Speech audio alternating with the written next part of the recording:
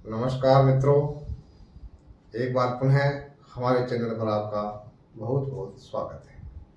हम आज एक नए विषय के साथ आपके साथ जुड़े हैं और वह विषय है सवालों की दुनिया। सवाल बहुत तरह होते हैं और हम उनके जवाब ढूंढते हैं। तो जब किसी प्रकार की प्रतियोगिता होती है तो उसमें इस प्रकार के उलझाव भरे सवाल होते हैं जिनको हल करना मुश्किल है। तो आज हम कुछ एक ऐसे ही सवालों से रूबरू होंगे। आप मेरे साथ जुड़े रहिए और हम कोशिश करेंगे जानने की कि ऐसे उलझे हुए सवाल जिनमें यूँ लगता है कि ये विकल्प सही होगा या यह विकल्प सही होगा, और उन सवालों का जवाब कैसे दें। तो हमने कुछ ऐसे सवाल अभी जो पिछले दिनों रीट की परीक्षा हुई थी वहाँ से उठाए हैं और उन सवालों के जवाब हमने तलाशे हैं। आप मेरे साथ जुड़ेंगे तो हम उन सवालों को बेहतर ढंग से समझ सकेंगे और आप आगामी जो रीट आने वाली है उस दौरान इस प्रकार के सवालों से ठीक से मुकाबला कर सकेंगे। तो एक आप श्वेत पट पर देख रहे हैं, पहला सवाल हमारा कि आदर्श पठन विषय सामग्री पर प्रश्न पूछना, विविध प्रतियोगिताओं को आयोजन, कहानी, नाटक, बाल कार्यक्रम सुनना, बच्चों के बैठने का आसन ठीक करना इत्यादि गतिविधियां श्रवण कौशल विकास में किस तरह के बालकों के लिए है। विकल्प शैशव अवस्था के लिए, उच्च प्राथमिक स्तर के लिए, प्रौढ़ शिक्षण स्तर के लिए और महाविद्यालयी शिक्षण स्तर के लिए। अब हम जब ये सवाल पढ़ते हैं तो हमारे मस्तिष्क में यह सवाल कौनता है कि ये जो गतिविधियां हैं वो किस आयु वर्ग से संबंधित हो सकती है। तो पहले हमें ये समझना है कि श्रवण कौशल क्या है। श्रवण कौशल सुनने का जो कौशल है। भाषा कौशल में 4 प्रकार के कौशल है: सुनना, बोलना, पढ़ना और लिखना। तो सुनना सबसे पहले होता है।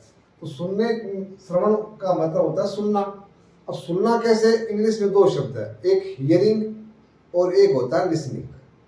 तो हियरिंग का मतलब होता है कान का स्वभाव है कि उसमें कोई भी ध्वनि आएगी तो सुनेगी, परंतु लिसनिंग का मतलब क्या है कि आपको ध्यान पूर्वक सुनना है।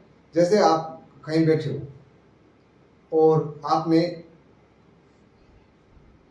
पानी की इच्छा व्यक्त की, तो आप अपने पुत्र को या नौकर को ऐसे कहोगे पानी। अब उसने सुना शब्द पानी, इसका मतलब केवल सुनना। वो अगर श्रवण जो कौशल नहीं है तो उसने सुन लिया, कान का काम था, उसके कान में शब्द आ गया पानी, परंतु वो जाकर के जहाँ पानी रखा हुआ है वहाँ पानी गिलास भरता है, फिर गिलास उठाता है और फिर अपने को देता है। तो हम ये मानते हैं कि यहाँ ये श्रवण कौशल पूरा हुआ। मतलब जो सुनकर, जो सुनने में जो क्रियान्विति, जो व्यवहारगत कार्य होना था वो पूरा संपन्न होता है, तब हम मानते हैं कि यह श्रवण कौशल की इस व्यक्ति में या इस बालक में श्रवण कौशल की क्षमता विकसित हो गई है। तो अब ये बिंदु है कि श्रवण कौशल के विकास के लिए हम करते हैं, कोई एक्टिविटी करते हैं। आदर्श वाचन कहते हैं जब अध्यापक लय, गति, हाव भाव, आरोह अवरोह सब कुछ ध्यान रखते हुए उच्चारण करता है, या किसी विद्यार्थी से जो अच्छा उच्चारण करता है उससे करवाता है, उसको कहते हैं आदर्श वाचन। सवाल पूछना, एक आपने कविता पढ़ाई, कविता का लेखक कौन है, कविता का मुख्य भाव क्या है, इस प्रकार के सवाल पूछना, उसको विषय संबंध में प्रश्न पूछना।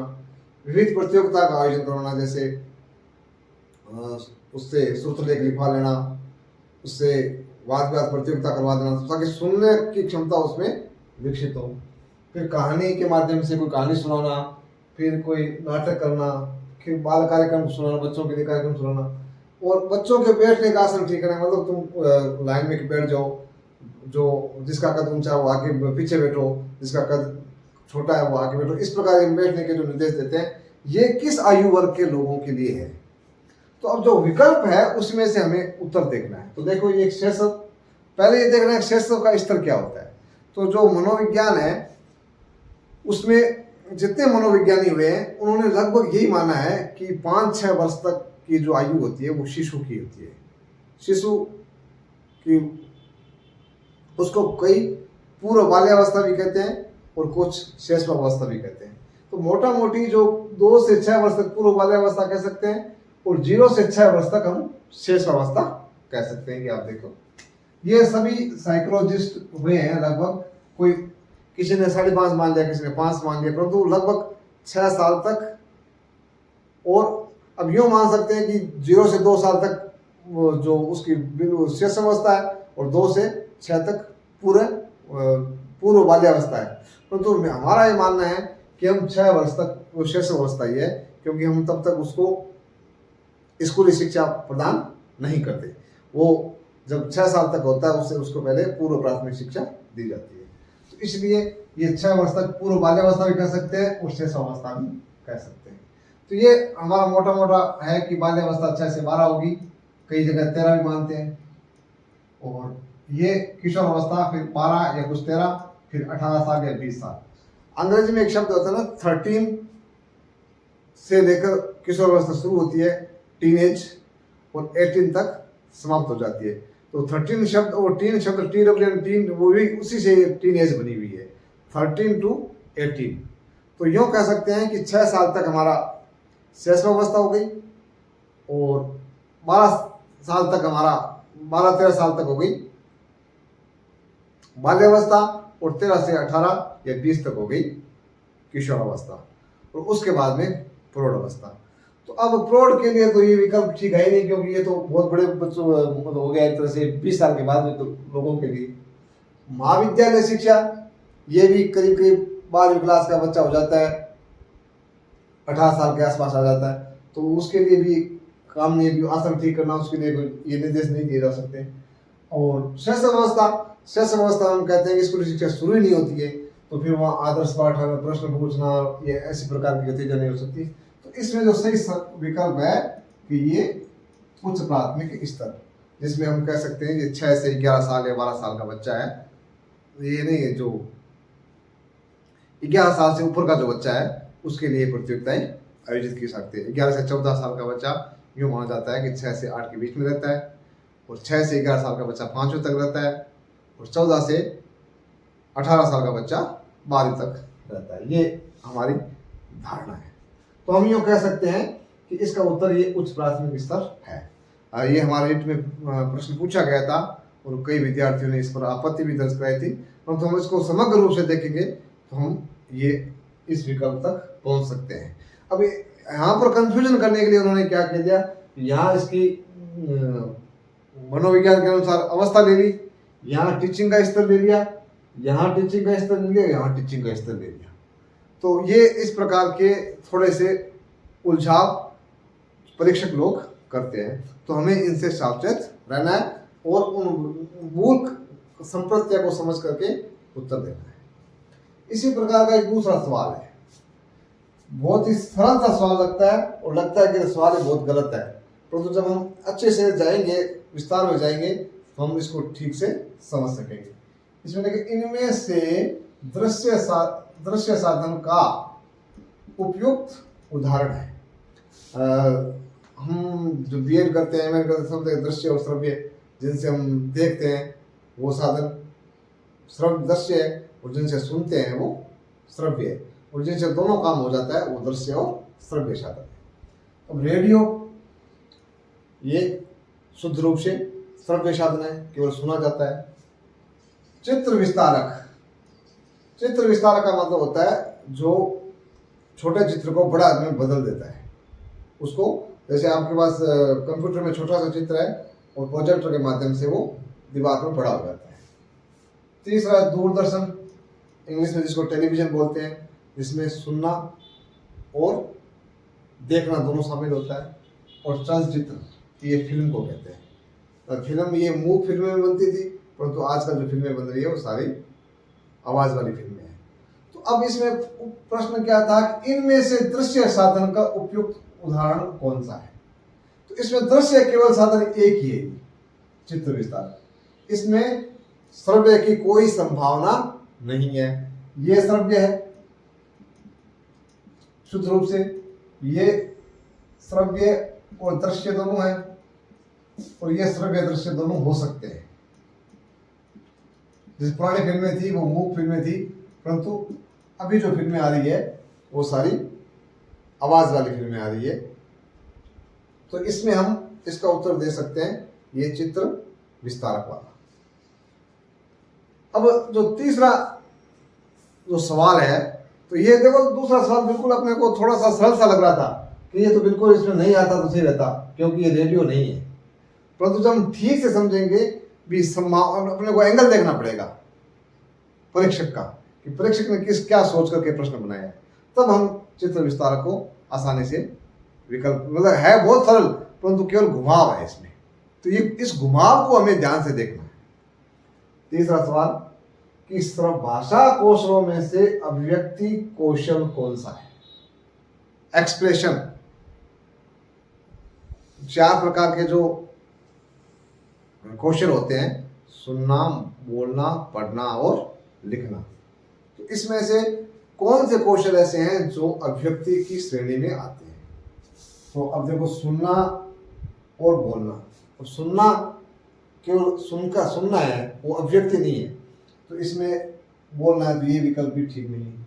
बोलना अभिव्यक्ति में आता है, सुनना नहीं आता है। दूसरा लिखना, अपनी बात को लिख कर व्यक्त करना, और पढ़ना, और अब लिख कर व्यक्त करना तो अभिव्यक्ति में आता है, परंतु पढ़ रहे हो ये अभिव्यक्ति नहीं, आप अंदर अंदर आप सीख रहे हो। तीसरा विकल्प है बोलना और लिखना, जैसे भाषण देना, कहानी सुनाना, ये आपका अभिव्यक्ति कौशल है। लिखना, ये लिखकर बोल सुना रहे हो, लिखकर किसी को दिखा रहे हो तो लिखने का कौशल है, और बोल कर सुना रहे हो तो बोलने का कौशल है। तो इसमें दोनों ही, लिखना और बोलना दोनों अभिव्यक्ति कौशल में शामिल होता है। तो इसका जो विकल्प होगा ये सी सही है आपका। इसमें कौन सा सही था? बी सही है। और इसमें कौन सा सही था? ये सी सही है।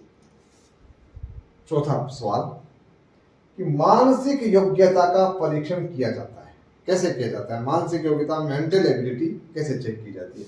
अब कई बार क्या होता है, अंग्रेजी और हिंदी में फर्क आ जाता है। तो अंग्रेजी में जो मानसिक योग्यता का करते हैं, साइकोलॉजिकल एबिलिटी भी देखी जा सकती है, परंतु आपको थोड़ा अंग्रेजी की तरफ जाना पड़ेगा। तो उसमें क्या है, मेंटल एबिलिटी। तो जब मेंटल एबिलिटी का सवाल हो तो, क्योंकि हिंदी दोनों का एक ही है, साइकोलॉजिकल वही मानसिक, और मेंटल है वो भी मानसिक। तो अब मानसिक योग्यता का परीक्षण कैसे किया जाता है? मतलब किसी बच्चे की मेंटल एबिलिटी कितनी है उसको चेक करने के लिए कौन सा टेस्ट होता है? तो ये आईक्यू टेस्ट जो होता है, इंटेलिजेंसी क्विंसेट बोलते हैं इसको, हिंदी में कह सकते हैं बुद्धि परीक्षण।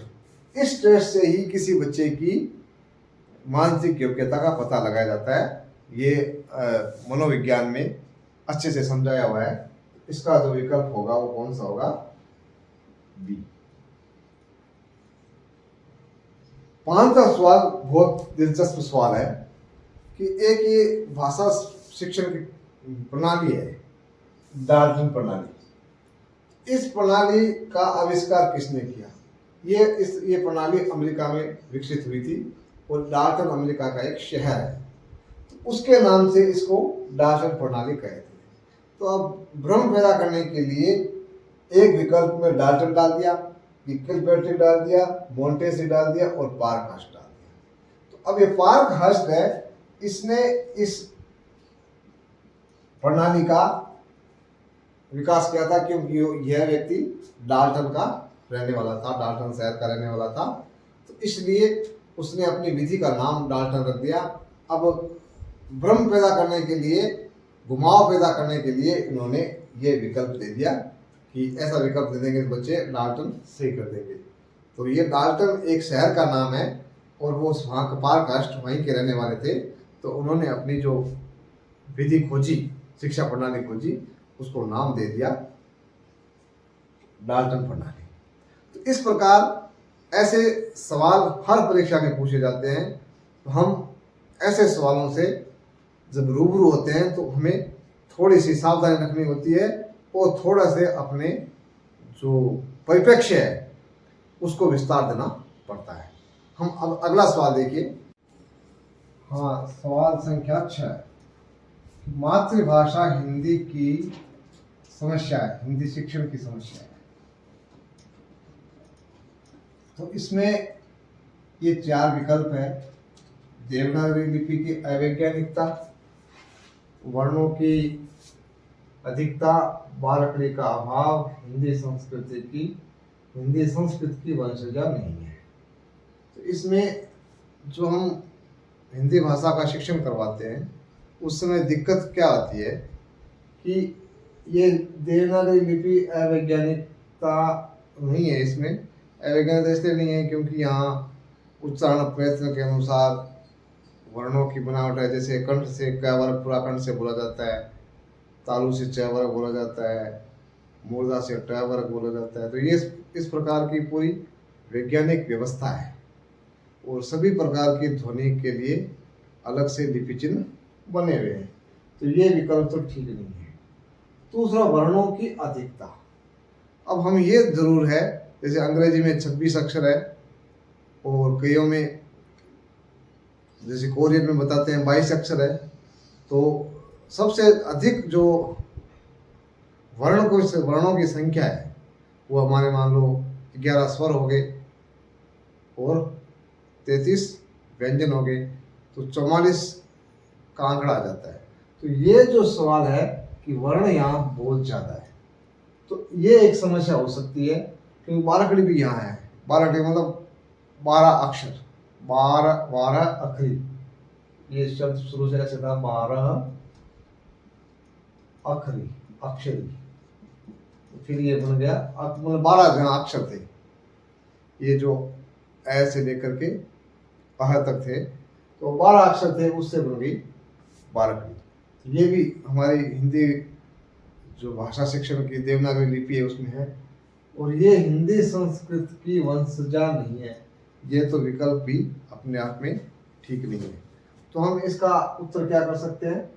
ये वर्णों की अधिकता। अब विद्यार्थी भ्रम में कहाँ आता है? तो ये पहला विकल्प देखता है कि देवनागरी लिपि भी अवैज्ञानिक है।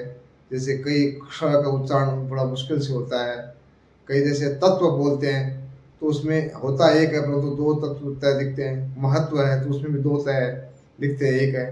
तो इस प्रकार की अवैज्ञानिकता से सवाल कई जो भाषा विज्ञान की किताबें हैं वहाँ मिलता है। परंतु ये जो विकल्प, दूसरा जो विकल्प उपलब्ध है हमारे पास, ये सबसे ज़्यादा महत्वपूर्ण, क्योंकि अवैज्ञानिकता इतनी नहीं है जितनी बात की जा सकती है, दूसरी लिपियों में ज़्यादा है। तो इसलिए इसका जो विकल्प होगा वो वर्णों की अधिकता ही होगा। तो इसमें भी कईयों ने आपत्ति की थी, कईयों किताब में, क्योंकि एक लाइन लिख दी जाती है कि हिंदी जो भाषा है उसके लिए जो देवनागरी लिपि है उसमें कई प्रकार की अवैज्ञानिकताएं हैं। तो उससे विद्यार्थी कंफ्यूजन हो जाता है, विकल्प ए सही कर देता है, परंतु इसमें जो विकल्प सी होगा वो बी सही होगा। इसको हम सही करेंगे। अगला सवाल है कि दैनंदिनी शब्द रूप है। तो भाषा में एक शब्द है वो रूप बदलते रहते हैं। जैसे कलम है तो कलमे हो जाता है, लोग है लोगों हो जाता है, उन है तो उन्होंने हो जाता है। तो ये इसको रूप परिवर्तन बोलते हैं। तो ये शब्द का दैनंदिनी शब्द है वो किसका रूप? ये अव्यय कहते हैं जिसमें कोई बदलाव नहीं हो, जिसमें कोई परिवर्तन नहीं हो, तो ये दैनंदिनीय हो जाता है, इसलिए अव्यय तो नहीं है। दूसरा, सर्वनाम वो होते हैं जो सबके नाम के लिए काम आता है, यह वह मैं तुम, तो ये नहीं है, तो ये भी विकल्प ठीक नहीं है। तीसरा, पुल्लिंग, दैनंदिनी अच्छी है, दैनंदिनी खराब है। दैनंदिनी डायरी को कहते हैं जिसमें हम रोज लिखते हैं, तो दिन का पूरी प्रक्रिया जिसपे लिखी जाती है उसको दैनंदिनी बोलते हैं। तो ये पुल्लिंग नहीं है, स्त्रीलिंग है, ये भी गलत है। अब बता विशेषण। तो ये विशेषता बता रहा है कि ऐसी एक पुस्तिका जिसमें दिन भर का ब्यौरा दर्ज होता है उसको हम दैनंदिनी कहते हैं। विशेषता बता रहे हैं, इसके लिए विशेषण विकल्प सही होगा। अगर आपको इसकी समझ है तो हम तीनों विकल्प नहीं करेंगे तो चौथा अपने आप ही हो जाता है। अगर विशेषण हम पकड़ भी नहीं पाए तो भी इसका उत्तर हम लिख सकते हैं।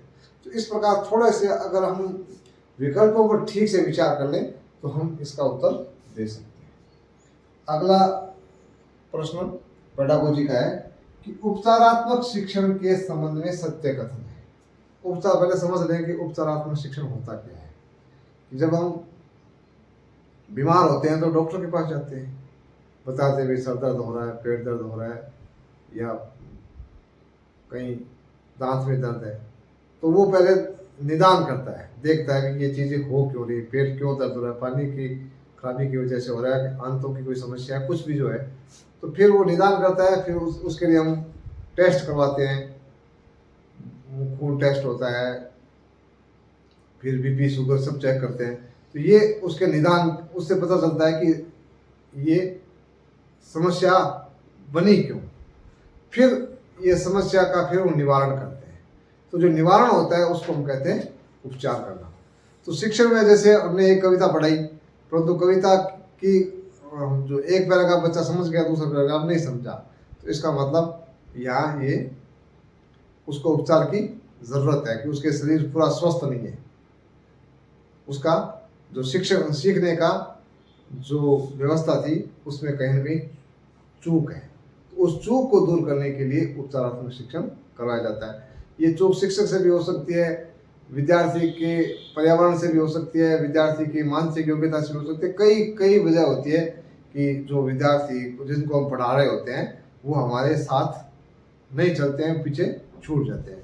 तो उन पीछे छूटने वाले विद्यार्थियों के लिए हम कोई अलग से व्यवस्था करते हैं ताकि वो हमारी कक्षा के सभी बच्चों के साथ साथ चले और समान रूप से सीखते रहें। तो उन समान बनाने के लिए हम उपचारात्मक शिक्षण का आयोजन करते हैं। तो इसमें सच्ची बात कौन सी है, मतलब जो बातें हैं कि ये अधिगम कठिनाई निवारण की निर्धारित प्रक्रिया है। ये प्रक्रिया तो है परंतु निर्धारित नहीं है। जैसे किसी बच्चे को उच्चारण करने में दिक्कत आ रही है, कुछ उसकी प्रॉब्लम हटाने की है, तो उसके लिए हमें अलग स्पीच थेरेपी देनी पड़ेगी।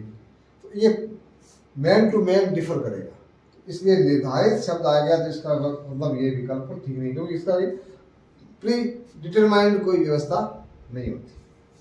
दूसरी, पूरी कक्षा के लिए समान, कभी भी पूरी कक्षा के लिए जो समान शिक्षण होता है वह उपचारात्मक शिक्षण नहीं हो सकता, एक सामान्य शिक्षण हो सकता है। ये विकल्प भी ठीक नहीं है।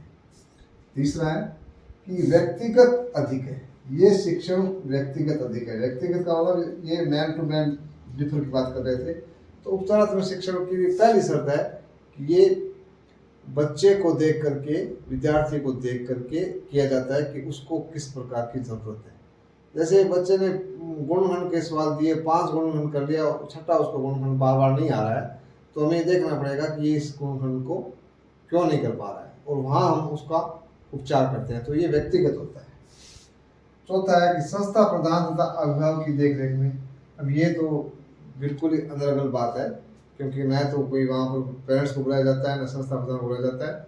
ये तो चलता रहता है, क्लास में बच्चे पढ़ रहे हैं, हमने देखा कि राम को कुछ सवाल नहीं आ रहा और गीता को कोई सवाल नहीं आता, तो हम उसको उसी समय समझा देते हैं, या कुछ अलग से कोई बुलाकर अलग से 0 पीरियड में कोई बात समझा देते हैं। तो वो संस्था प्रधान और अभिभावक वहाँ उपस्थित होना कोई आवश्यक नहीं है। तो ये विकल्प जो हमारा है कि व्यक्तिगत शिक्षण अधिक है, ये विकल्प हमारा सही है, इसी को हम सही करेंगे। इसका विकल्प हुआ बी सही, और इसका विकल्प हुआ डी सही, और इसका विकल्प सही हुआ सी। तो इस प्रकार हम जो उलझाव भरे सवाल हैं उनको समझते हुए ठीक कर सकते हैं। तो मेरा मित्रों, विद्यार्थियों, आपसे आग्रह है कि आप अधिक से अधिक सवालों से जूझें, ताकि आप जिस परीक्षा की तैयारी कर रहे हैं उस परीक्षा में अच्छे अंक प्राप्त कर सकें। अब हमारा ये जो सिलसिला लगातार चलता रहेगा और हम फिर हाजिर होंगे कुछ इसी प्रकार के उलझे हुए सवालों से, ताकि आपको परीक्षा में बैठने से पहले ये सवाल ठीक से समझ आ जाए। इसी के साथ धन्यवाद। जय हिंद, जय भारत।